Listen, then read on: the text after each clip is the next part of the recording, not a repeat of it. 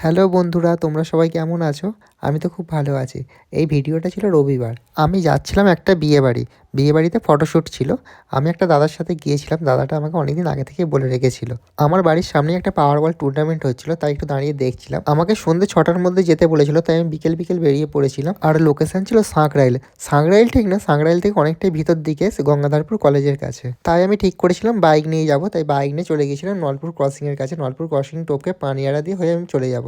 তাই ক্রসিংয়ে দাঁড়িয়েছিলাম অনেকক্ষণ থেকে, ওখানেই অনেকক্ষণ লেট হয়ে গিয়েছিলো। আর যেতে যেতে 6:30 বেজে গিয়েছিলো। আর এই যে লোকেশনে আমরা চলে এসেছিলাম, আমাকে কাজটা দিয়েছিল একটা দাদা, তার নাম হচ্ছে পিন্টু পণ্ডিত, ফেসবুকে তোমরা পেয়ে যাবে। আর দাদাকে অনেক ধন্যবাদ আমাকে কাজে নেওয়ার জন্য। ওইখানকার ডেকোরেশনটা খুবই সুন্দর ছিল, আমার তো খুবই ভালো লেগেছে। আর এই যে আমরা লাইট সেট আপ করে নিয়েছি ছবি তোলার জন্য, আর আমরা ছবি তুলতে শুরু করে দিয়েছিলাম। আমরা কিছুক্ষণ ছবি তোলার পর একটু কফি খেয়ে নিয়েছিলাম। কফি খেয়ে নেওয়ার পর আমরা আবার কাজে লেগে পড়েছিলাম। কাজ করা শেষ হওয়ার পরে আমরা আবার খেতে বসে পড়েছিলাম। এই ছিল আজকের মেনু।